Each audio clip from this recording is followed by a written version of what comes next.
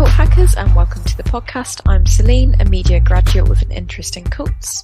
And I'm Stephen Mather. I'm her dad.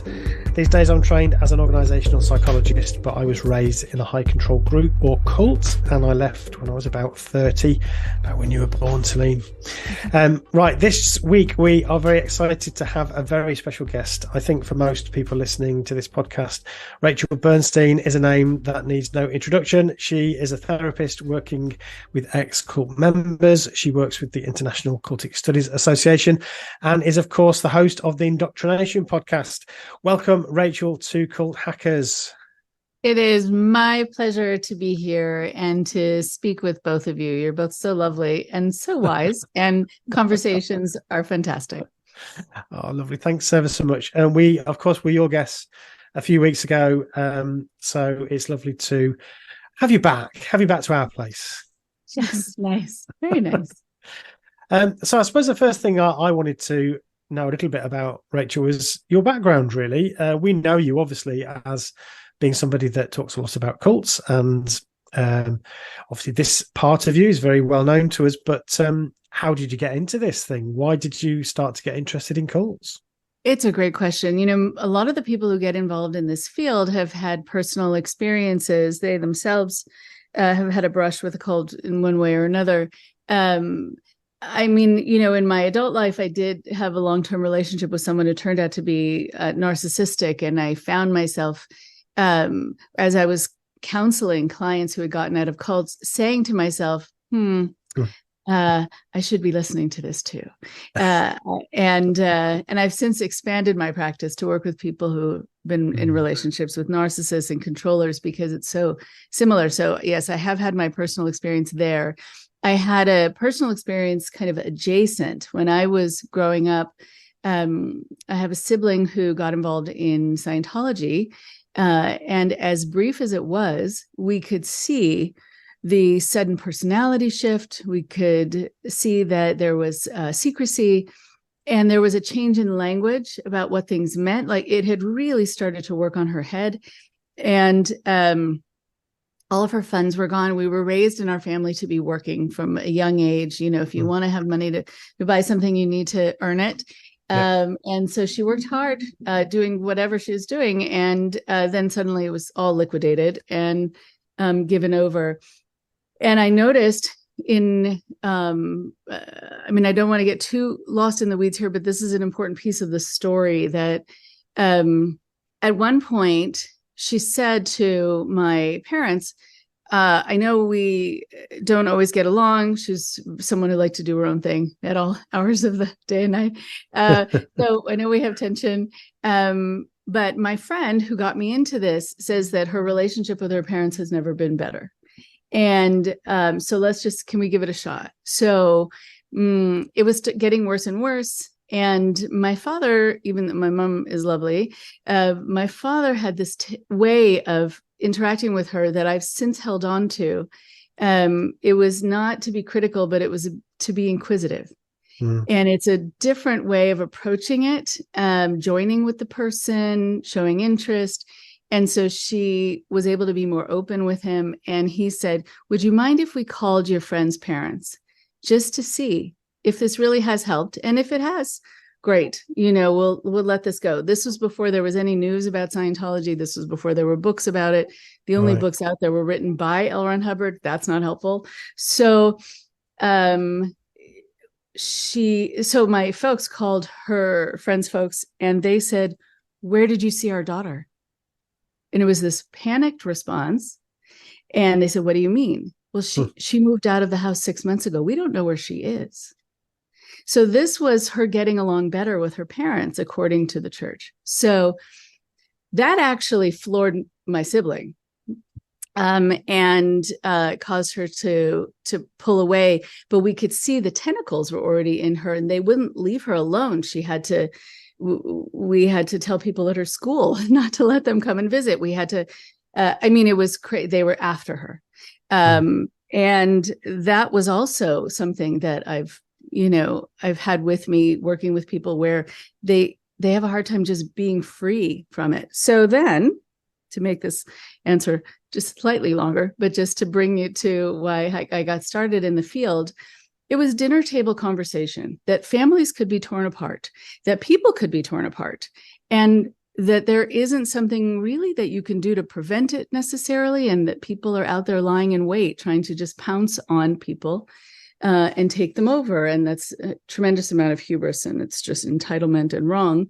And then I had learned about some cult groups that had front names that they went by to hide themselves. And, when you hear about these things, you start to wonder if the people telling you these stories are a bit paranoid. Like, really? Yeah. There are these front groups. And then I went away to school and I saw them. I saw them in student union. I saw them with their tables out on the sidewalk, beckoning students to come and join. And I knew what they were. And students were signing up. And I thought, wow, this really is happening in real time in front of me. And then I went on for graduate school. My background was in special ed as an undergrad. Then I went to graduate school right away to become a therapist. And there was a course you had to take where you learned how to do group therapy. And it was run like a cult. And it was fascinating for me to watch this unfold, because the person in charge made a hierarchy. If you were willing to share more about yourself or any of your tragedies or traumas, then you were more liked. She would put her arm around you, and like there was sort of like the inner circle. There were the people who were excluded. You were told that you were resisting if you didn't have a horror story to share. Like, it must be that you have that everyone is the same somehow, and you're just withholding this information. You were judged. And so I did a social experiment there. From what I had learned, now I'd already attended a cult conference because I'd become more interested. And I just made up a story because I thought, she's not my real therapist. She's my teacher. These are not my friends. This is a class. So I just made up a story. Suddenly everyone loved me. I was invited out for coffee. I was told I was a good student. My grade went up. And I thought, if this is something that can happen at a university, this is a major university, what's to say this is not happening out there? And there are no safeguards out there. So then I just, because I was at a conference with someone who was working at a place called the Cult Clinic that was part of Jewish Family Service in LA, which is now no longer. Scientology effectively closed it through their pressure. But she said, I've only been there a year. I'm the only clinician there. What do you feel like having the job? And I said, I would love it, love it, love it. And that's how I got started. I don't want to ask you how many years you've been doing this, because that might be a bit rude, but can I ask you how many years you've been doing it? No, I don't mind. That's fine. It's been 32 years that I've been doing this. And it's always been about 70 to 80% of my practice. I still work with general clients every once in a while. I call them palate cleansers because there's no mothership involved. There's just a teenage daughter having some issues with her mom. Like, oh, okay, yes, that's easy. Normal problems. Yeah, since for 32 years, I've been running also support groups for people who have been involved in cults and for families to guide them. Doing this work in LA, starting in LA, and then moving to New York and doing it at a place that was the Cult Hotline and Clinic, also part of the Jewish Board of Family and Children's Services. There are a disproportionate number of Jews who get involved in cults, and I think that's why these Jewish organizations were trying to reach out. Even though it was non-denominational and, you didn't have to necessarily be Jewish to receive help from these places, but they were housed at these places to reach out and to try to address that issue. And it's been great. And it's been great to see different trends and also expansion of an awareness of what a cult is and how to include other elements into it, like undue influence and those kinds of manipulations, and within organizations and relationships, the one-on-one cults. It's been great to see that it's become a more sophisticated vision of what this is and what it includes and where it can happen. Yeah, that was the thrust of my question. Really, you've anticipated it, which is, what has changed over that period, because you've got a very nice overview of this field of expertise. Yeah. You've talked about some of those things yet there already. Is there anything else? What sort of changed over that time frame? Yeah, I think to a great degree, there's been, and I'm so grateful for this, less stigmatization, and a bit, even though there's still a ways to go, but a little bit less of blaming the victim. I mean, you still have it. Even people who stay in abusive relationships, they're questioned, well, why did you stay? Well, no, okay, can we not focus on me for a moment here? Yeah. There are lots of reasons people stay. I did a whole video about that, why people stay in bad situations. And then also, let's change the subject. Let's find out how we can protect people from them, or how people notice them sooner, or what they need in order to be able to leave sooner, not what's wrong with them that they stayed, or what's wrong with them that they didn't notice it to begin with. So I think people are feeling more free to say what happened to them, and also access then the help that they need without as much stigmatization. What's also been interesting to see is the shift in the way you intervene. So while I do mostly counseling, I also every once in a while I'm brought on board to do an intervention and exit counseling. And the way that I remember learning about it when I was first starting, I thought it was tremendously problematic, where, if someone gets sort of kidnapped into a group and then they just get kidnapped out, I'm not sure how that's helpful unless their life is on the line, right? But you're just sort of yanking them in another direction. They don't have a sense of agency. It wasn't their choice. People are going to be searching for them, for the cult, trying to take them back. They'll feel they abandoned God or the cause, or what. It's a very difficult thing to do, and traumatizing for them. And so the work that I do is now benefited from, and the intervention work that I do is benefited from, the people who I do it with, who have learned this way of approaching people with a great amount of respect and openness, and just really having a conversation in the hope that something clicks and helps them to, even you offer them seeds and you hope they germinate, and then they can think about leaving and really look at what they're involved in a new way, and feel safe enough to leave it.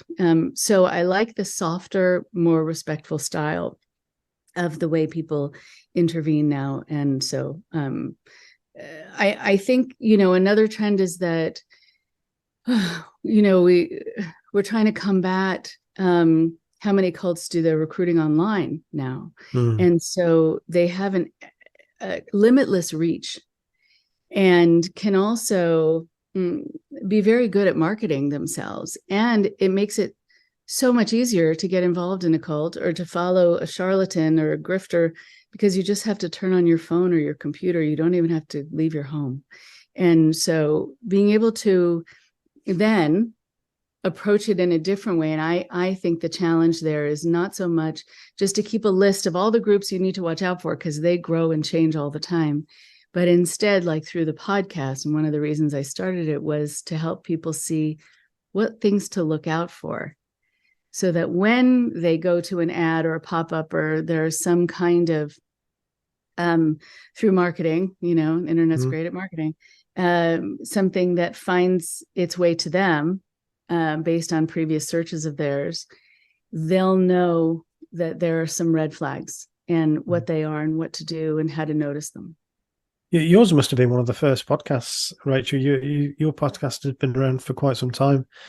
I guess you've seen a proliferation of people like us, and lots more joining this band. How do you sort of respond to that? I think it's great. I think everyone has their own way of approaching it and their own reason for doing it. Being a counselor, I think it's a healing process for the people who host them as well. Yes. And so I'm happy for them that they get this opportunity. It's also something that leaves people open for criticism, which can be hard. And there are people who have started their own podcasts who have contacted me for some counsel Really? over this time because, now they're getting attacked, which, has happened to me throughout my years with Scientology, especially with them trying to, complain to my board over and over again, have my license taken away. They've gone after me quite a bit, but and whenever there is a podcast where I have someone who's a former Scientologist, or when I had L. Ron Hubbard's great grandson on, Scientologists then give 1-star or 2-star ratings to bring my ratings down just because they don't like the subject. They're really mature.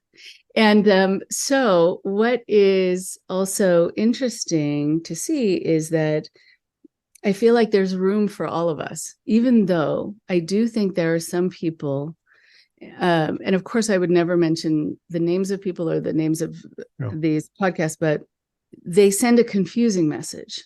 I feel like in this world, things need to be very clear about kind of what's kosher and what isn't. But I hear people on certain podcasts that they've started because they've had their own experience or because it's just of interest to them, advocating for people who I think are not so safe, and techniques that are not tried and true, and that are just as sort of new agey or different or culty, and there's just still too much of a merging. It's too gray. And so it feels to me like they need to have a little more clarity before being out there and being a voice. It's not, I think it's not without a pure intention, but it's just not a safe message and a clear message. But I do think that one of the things that I like to build in, and this happened after the first session with, not session, so I'm so used to talking in sessions. The first episode, I wanted to give it to Patricia Ryan, who's the daughter of Leo J. Ryan, who's the congressman who was killed in Jonestown when he was trying to save the people there, trying to save his constituents. And for a lot of people of my generation, this was the first time we heard about cults and mass killings. I don't even want to call them suicides, mass killings. And what can happen, what can go wrong. And so I called Patricia, who I'd met at conferences and spoken on panels with, and I said, I want to honor your father and you by having you be the first episode. And it was very powerful. And she talked about driving over the Golden Gate Bridge and hearing the news of her father being killed at Jonestown. And it was very chilling. And then the episode finished, and I thought there's something missing here for me, not for her. She was fantastic. But there is this piece, because coming from an educational background, I thought I need to add this addendum. I don't know what to call it. And I thought, what would I say? Maybe I need to say something like, before you leave. No, leaving's too negative. How about maybe one more thing before you go? I thought, okay, that works for me. And let me kind of dive into a subject that was brought up, or an idea, or something that piggybacks this, that kind of wraps it up with a bow a little bit better. And you have a little nugget of info that you can take with you and generalize into your life, use in your life. And so that part has been great. And there's some teachers and social work professors who have said that they've compiled the outros, the one more thing before you go, into workbooks. And I mean, that's been quite lovely to know, because that was just me feeling like, but what does it all mean? And now what do I do with that information? How do I use it? I needed to add that. That's really interesting. I liked that little bit that you do, and you did that with our interview as well. And that's a really nice. I wouldn't presume to try that myself, but I think you do it really well, and you have a really lovely way of just summarizing and finding something there that, okay, this is your little nugget to take away with you, which I think is really, really lovely. Celine, what questions have you got for Rachel? Because I'm hogging the conversation. That's right. I've kept them as post-its. So I just wanted to go back to one of the things you said fairly early on, because it just kind of made me remember something that me and Dad have spoken about before. So when you mentioned sort of seeing your siblings or changing in front of you, And that was obviously quite a powerful moment and the thing, a big driving force in your family and yourself wanting to know what's going Mhm. on. It might be interesting. I don't know if it's a question so much as I want to start a conversation between you two about um, the two sides of that in the sense of like, I remember Dad, you've said before when you were in the group in the cult group, that would be something you would also see from the other side, and everyone would be like, "Oh, isn't this good? Mm. Look at them becoming the new person." Did you want to?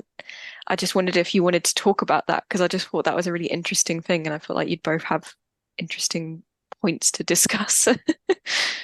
Yeah, Yeah, that's I great. suppose coming off the back of that, yeah, I mean, there's a part, there's a scripture in the Bible that talks about putting on the new personality, and which is an interesting phrase from a psychologist's perspective.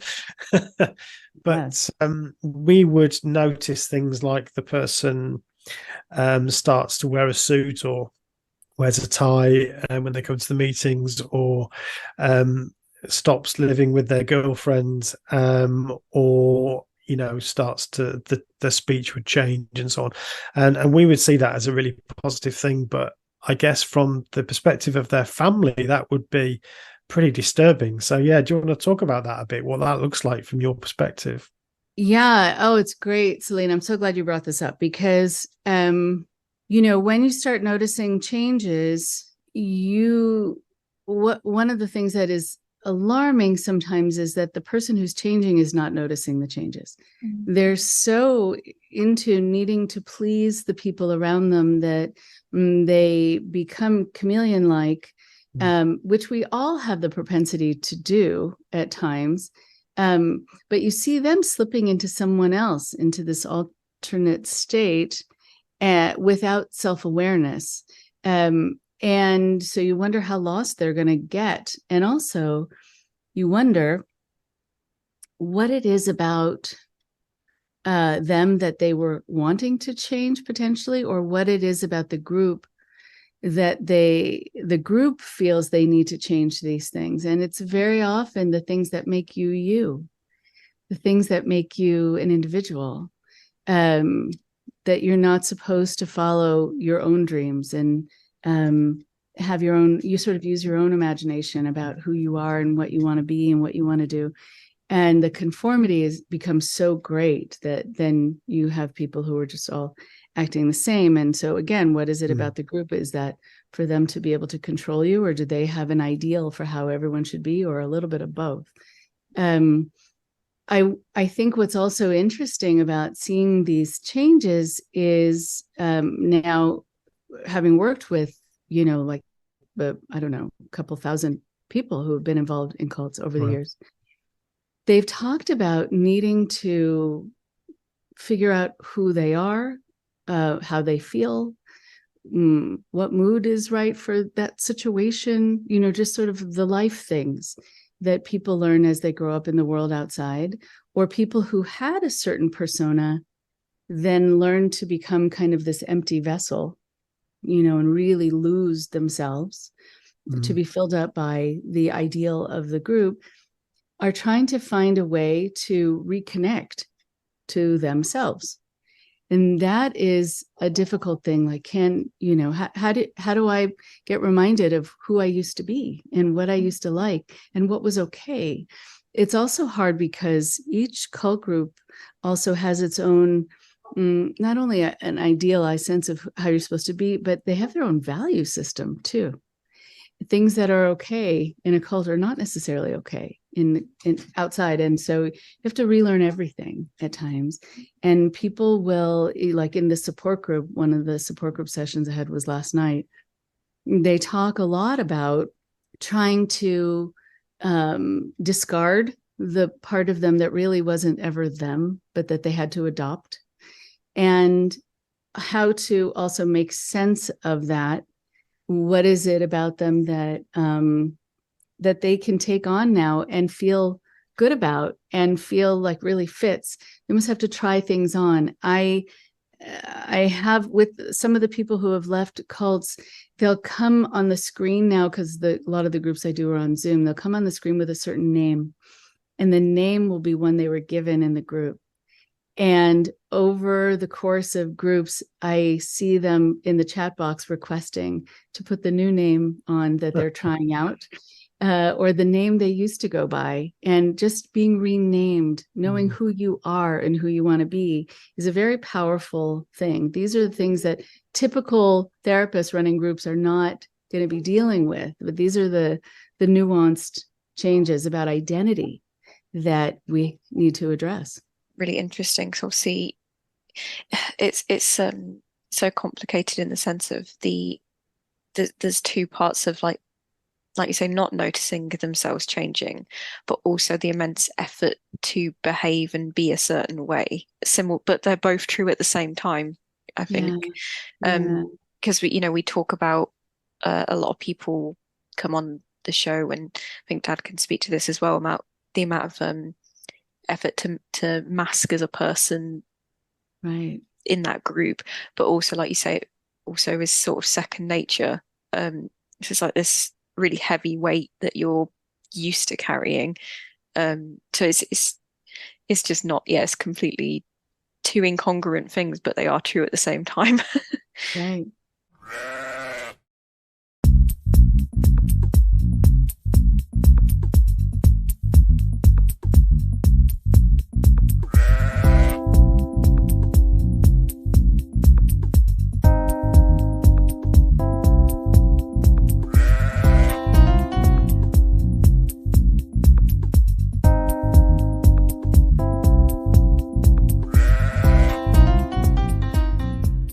It is something I wanted to talk to you about, Rachel. I've been out 25 years now, so I'm quite long in the tooth, really, in terms of my journey. Still not finished. I don't think any of us finish it entirely. But I know, I can't remember when it happened, but these days people talk about our identity all the time. We're swimming in a pond of identity. Talking about it, but back in sort of 10, 15 years ago, that wasn't the case. But I do remember suddenly, because I didn't have any counseling, I didn't go through any of that. I mean, we're talking about, as I say, 20 odd years ago. It wasn't really a thing then for me. So I just sort of did the best I could. But I remember after sort of 10 years or so, it just twigging that the fact why I was struggling, it was this question of identity. Who am I? Because, of course, I was raised as a Jehovah's Witness. I was raised in it, third generation. So not only me, but my parents and all my cousins and aunties and uncles and so on, most of them anyway, were Jehovah's Witnesses. So it was completely who I was. When you leave that, it just feels overwhelming. So I wanted to ask you about that feeling and how you help people who are going through that process. So, right. I think about this also with me having left a relationship with a narcissist where your role is to feed them. Yeah. And you don't matter. And you can lose sight of what you want and who you are, and your personality gets crushed too. People don't even quite recognize you. I remember when I came out of that relationship, people said, "We lost you. Well, you're coming back. There's light in your eyes." And I remember when I started dating somebody new after, of course, I was really not trusting anyone, and so he had to prove a lot to me. But I remember him asking me if I wanted some water. Now, not a big deal, and then he said, "Do you want it with ice or not?" And I thought, that's a choice. You get to choose things. You get to have a preference, and it's okay. And it's not a trap. He's not going to call me demanding. If I ask for ice, I'm not going to get yelled at. And I remember breaking out into a sweat. And he said, "It's just a question about ice." I said, "No," but it never was before. It was a test. And I would also not be asked what I wanted anyway. It was my job to ask this person. But still, it's very interesting moving out of this. So when people say, who am I, especially coming to something with many generations, because I've been asked that question so often, I've thought, I need to find a way to respond to this. And one of the things that I say, one of a couple of things I start with saying is, it is okay to start defining you, but know that just before, when you had to be a certain way and that was codified, that was set in stone, it doesn't have to be anymore. Just as people, when they're growing up in the world, they grow and they change and they think they're something and then they realize they're something else. Yeah. Or they're following how their parents believed and now they realize they're not a liberal, they're a conservative, or conservative, whatever it is. They grow into themselves. So I introduce the idea of fluidity to identity, which I think is really important to know.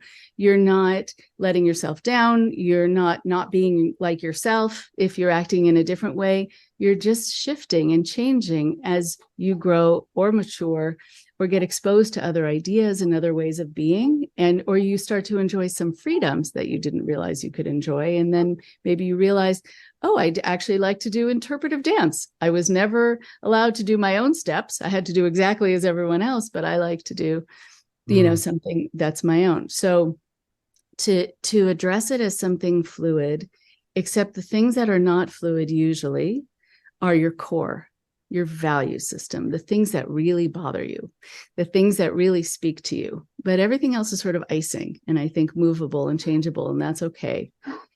And the other thing is to decide, I think, first what you're not before you know what you are. So if you are no longer a believer in a God, or you're not sure, so maybe you're not that. If you are not someone who has ever felt good, let's say, about talking down to a woman or assuming she doesn't have the rights that you have, you're not that. And so that means, what does that mean about you? There are things that I think it's easier to sort of cross things off the list and narrow down then the identity to see what's left and then what you want to address. So, and then we can get into sort of how to build up who you are. But those are the two places I usually start with people. I love that. I think that's absolutely brilliant. And I really, I mean, Celine knows I bang on about this all the time, but I think there's a risk that, especially for born-in members, ex-members of groups, that we feel like this very daunting task all of a sudden, that is building our personality or our self, however we define that self or our identity, from scratch. And that's too daunting for anybody. And I love this idea of, actually, these things are fluid and it's okay to experiment a bit and to try this out. And actually, this is normal. People do this all the time. Sure, as somebody that was raised in a certain type of group, a high control group, a cult, there's an extra layer on top of that. But I think let's take off the pressure. Let's just reduce some of that pressure to try and build your whole personality from scratch. That's brilliant. Yeah, totally agree. Right, because it's not something you have to prove to someone else anymore. Exactly. Too. Yeah. And so because of that, no one's following you with a clipboard to, take notes, make sure that you're doing so you can transform, and this can be a dialogue you have with you. And no one else needs to be privy unless you want them to be. So really, this is a personal journey, and it is good to know. I mean, a lot of people will be afraid of choosing things, choosing identities, choosing philosophies, theologies, because they feel that then they have to stay with that. But they really don't. I think it's good to experiment along the way and kind of have treat life like a buffet. You just go and try out different things, see what you like, and try it again next year. See if those likes have changed. I think as well, it's really key to highlight what you've both said about, like it being movable, and also, I guess just on top of that, it's not too late as well, in the sense of, I think sometimes it feels like, oh, I'm at this age now where I should just know who I am and that's done. And I don't think there is a point at which you go, well, I'm complete now. I have successfully found me and that's it. Your life will change and you will change forever, I guess. Right. Yeah. Oh, absolutely. I think about I mean, not to reveal so much about my own mom, who I was the youngest in the family. My father called me the caboose. I came way after my siblings. Um, my mom just turned 90, actually. She's doing great. She's changed recently. I mean, she has a grandchild who's trans, and that was not on her radar before. And she's fine with different pronouns, and she's fine with whatever they are because she's happy that they're happy. I don't think in the 40s, 50s, 60s, that was going to be her attitude about it. She also now loves Stevie Wonder because one of her doctors plays R&B and other things in the waiting room. And she just said, I love that Stevie Wonder boy. I'm like, he's not really I know you're just hearing of him, but he's been around a bit. I love him too. Yeah. So there are likes, and there are principles, and there are values, and there's openness, and there's also a shutting down of being open. But you can transform, the whole idea that you can't teach an old dog new tricks. You absolutely can. I know I have a 16-year-old dog who just learned how to do something recently. And so it's never, exactly to your point, Celine, it is never too late, as long as you give yourself that permission. Oh, that's a really optimistic view. I really like that, Rachel. So that sort of speaks to I think the increasing of knowledge and understanding of this phenomena and the improvements that have happened over the years in how we deal with it. You've already mentioned about how we intervene now in terms of helping people who might be getting involved in these groups, and how we change the way we do that. So for you, what's been the big changes, and what, I suppose my other question is, what still do we need to know more about in relation to this phenomena of cults and being members of high control groups, or even relationships? What do we need to know more about in terms of the psychology of this? Right. So I think people, I wish that this were regular curriculum in schools, so people could be learning about this from a young age, because kids are going to start dealing with this early on. There's this phenomenon, I don't know if it's called the same thing where you are, but the idea of the queen bees and the wannabes, we have this idea here, and it's not just, it's said for girls, but it's also for boys. There are going to be some manipulators who are going to see a crowd as an opportunity to take over and to be mean and to pit people against each other and watch them fight and have that control. And other people want to please them and will do whatever they want and will, want to be included and sit with them at the lunch table, whatever it is. So there is that dynamic that starts happening even in preschool. And so I think for kids to know socially what they're sometimes dealing with, and how it's not their job to forfeit themselves to please the person who is the most difficult to please, or who seems the coolest or most important. But you'll see that very young. And so just the social dynamic, I think, needs to be taught more. And instead of just us trying to figure out what to do when people are now independent adults and they find themselves in these situations, they've already been conditioned for decades to be open to this. And there are some people also who really need to learn how to use their voice. They are conflict averse, and they don't really have a place where they can learn that. I think also in schools, that would be great if people could learn how to say what's on their mind without fear, how to not have to go along with things just to avoid a fight, because that's also why a lot of people say yes when they needed to say no. There is something also that I think needs to be addressed, which is needing to figure out how to see if the information you're being given is true. Because there are a lot of people who make a lot of decisions based on news that is not well informed or just very purposely fake. So same thing with cult leaders who will promise you the world.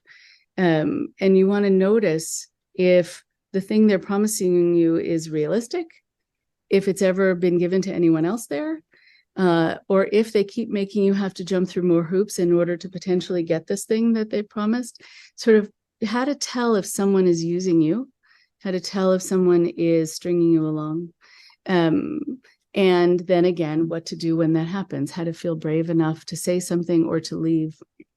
I think what we also need to do, and this is a broader issue, but I think we have to build up more of a feeling of community, because I think people are looking for connection and community.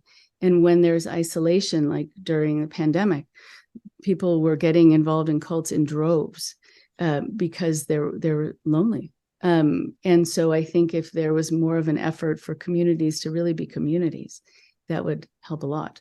But I think also what we're seeing too is that this is bleeding into politics and conspiracy theories, and causing people to make some very poor decisions in terms of their social interactions, and put themselves at risk because they're caught up in this sort of torch and pitchfork way of thinking about something, and they have to defend the country or defend themselves. And just like with anything, it's like when I'm given a study to read, I don't read the study first. I read not who published it, but who funded it. And then who published it. And then I read the study, because I want to know if there's an agenda. Because if, let's say, if something came out that said like ketchup kills people, or everyone who whatever has ketchup dies or something, and you find out it's funded by sort of the mustard growers of America, whatever it is, right? Find out, right? And so see what you're dealing with, and what they have to gain, not you, but what they have to gain by making you believe something. That's interesting. We've spoken about this before. I mean, we tend to call this critical thinking, but it's interesting that Celine, you said that history was the topic that you learned most about this in your schooling. Well, we do at least sort of in England, you do source-based analysis as part of your history education. So you will sit one of the exams, the entire exam's focus is that you will receive 5 sources. So like maybe a poster, maybe an article, sort of snippet, something, a letter that was sent to somebody. You'll have the dates, who it was by, that kind of information. And then the point is, with your knowledge of the time, context of who sent it, or behind it, what article printed it, your job is now to use the evidence provided to either prove or disprove the statement provided. So if it's so if it's something like to do with, like, we had like a political exam, history exam in sort of 1900s politics, it'll be like a statement about that time. Is this true? You need to use these sources. And you might come out and say, with the sources provided, it's too hard to tell. And that's fine, so long as you can evidence it. And that's kind of the whole exam. And I think that was really useful. Really great thing. But the thing that's sad is history is I think in the States called like an elective. So from a certain point, you wouldn't have to do that. So I got to do that because it was my choice for options. So I picked it. Whereas someone else won't necessarily have done that. I think that was really useful and would be beneficial to everybody to do that. And it doesn't have to be done in a historical context, but it just was useful as a tool. And it's kind of, just my partner, for instance, didn't get to do that and didn't learn that. He has his own critical thinking skills. He's fine, but it's a great thing that I got to do that's not there for everybody. Yeah. And I would say the other thing is that even if you if you do look at this research from the mustard growers of America that tells you that people are dying because of ketchup. I love that idea. That's so funny. But if you do, I mean, you need to know where that's come from, and that then informs you. But you still look at the research and you still see, okay, what does the data say? So that's the other thing I think we're missing currently, is that we're in a place where we dismiss anything that doesn't come from our side of the political aisle or from our sort of viewpoint. So yeah, we need to know where it's come from. We need to know the agenda, if you like, or the spin that's on it. But if the data is still there and if it's good research, then actually that's still interesting. And I personally would like to know, okay, let's have a look at another study then. Let's see what other people have found out about this. So that's the sort of way of thinking that we've lost, haven't we? Certainly you've spoken about it. We've lost it here, I think, in the UK as well. Yeah, cross-referencing, all of it. Yeah. One of the things that has been helpful is to have news outlets that will collect data, collect articles, and say and show the level of bias in one direction or another. There's this company, Ground News, that I get my news from, and they don't necessarily agree with everything. They don't take a position. They just rate sort of where where this is coming from, sort of which side, just so you know. And I think that's really helpful. It's sad that it's necessary, but it also, Celine, I'm sure with learning about history, fabricated news is not necessarily new. Right? It might exist years ago in hieroglyphics, and now it's in print and fonts. But still, people will say what either they've been told or what they want people to believe. And so it really is on you to try to figure it out and to be open to hearing other points of view. That's the other thing. Absolutely. I wanted to, in that sort of 10 minutes that we've got left, Rachel, I wanted to just talk a little bit about the state of play within the ecosystem that is anti-cult activism, I suppose, and education in warnings about cults and research and so on. I know you're heavily involved with ICSA, the International Cultic Studies Association. I know you do a lot of work with that group. Where are we? Because I think there's I've noticed some tension around some perhaps around first generation and second generation adult members, and I've found that a little bit worrying, because I want us all to be fighting the right people. But what's your sort of take on all of this?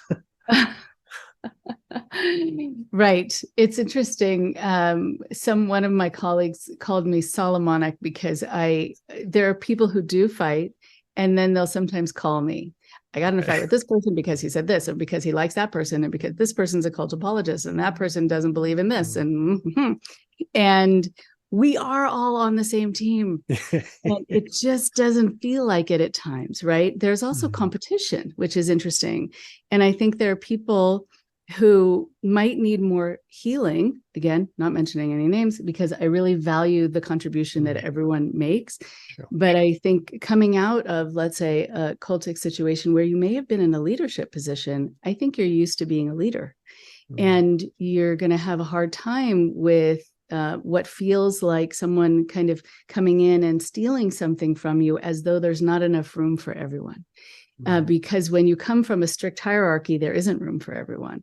But I do think there is here. And I don't think there needs to be tension, but it's bound to happen.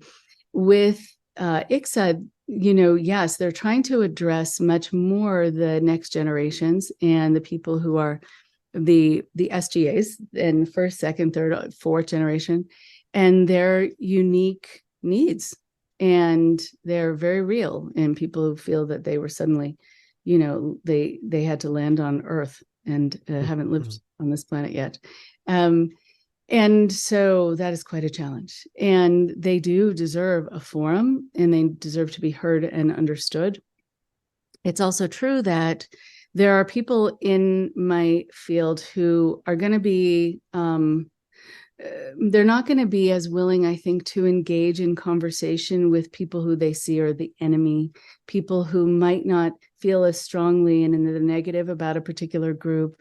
I think everyone is entitled to their opinion. I think it should be a place of great openness, especially because of the work that we do, being open-minded and open to new ideas.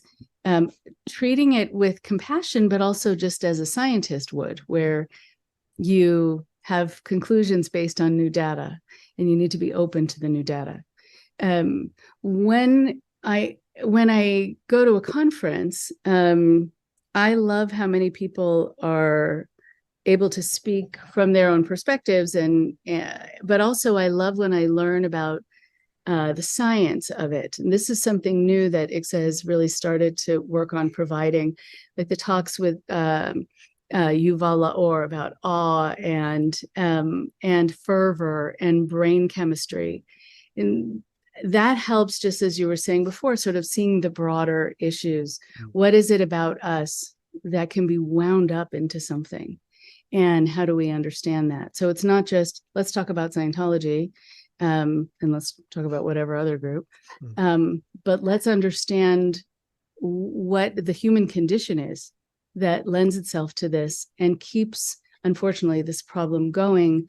I think there will always be cults, because there's always going to be a part of our brains that at different parts in our lives are going to be open to ideas where we're going to think back and think, really, we believe that?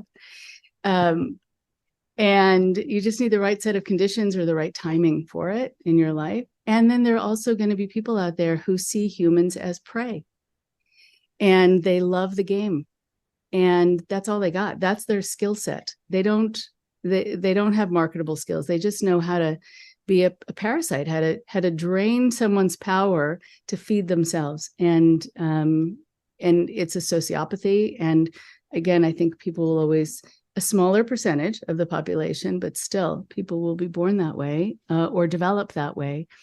And so I think this will always be a timely issue. Yeah, I'm so glad you said that about the science of all of this as well, because it's something that I'm very keen to, as best I can, to contribute to and to push for. I mean, psychology is still a very young science. I mean, it's such a broad discipline. It's not all science, if I'm honest, but there's a whole lot of learning we need to do about why we do what we do, how we think, and the individual differences in people, and the social effects on people versus the individual effects, and so on and so on. It's so complicated that we're still kind of scratching around, I think, to try and understand it. If you layer on top of that cults and all their different differences and obviously similarities, I think it is a complex picture. But the more we need to do more, I think, in terms of research and understand how all this works, and that should then inform how we intervene and how we support and so on. That's my view. Right. I agree. I absolutely agree. And I think, we want to do this to limit the power of the people out there who can do this to other people. We also want to limit the sense of wasted time, the shame that comes with snapping out of something at some point and thinking, what did I just do? Like, I just spent so much time devoted to someone who didn't deserve it. Or I did things that were really against my core. But I felt absolutely right thinking that way and acting that way. And I think that's hard. The people who follow these groups, get involved in them, are the ones who carry around the emotions after, not the leaders. They don't care. I mean, hearing this man who I talked to, who was very involved in QAnon for many years, and started one of these Reddit groups for QAnon casualties, what it's called. And I don't know if I told this story when we were talking before, but he didn't realize how caught up he was in this. And he's a gentle, sweet guy, funny, lovely. But he caught his reflection in the mirrored glass outside a building, chanting for the death of Hillary Clinton, that she would be hanged in Times Square. And when he saw his face, he thought, I don't know that person. Who have I become? And I want to limit, if I can, the possibility that people have to go through that. That's a great way to sort of finish, I guess, other than to ask what have you got lined up for the future, Rachel? What are you doing? What are your plans in the next few years? It's funny, you're speaking my language. I always think about what's next and how to hold on to what I have and how to move move it with where it needs to go and what I see happening and trends, at like expanding the guests on the show to include people who have been manipulated in theater programs, whatever it is, or their relationships, narcissists, etc.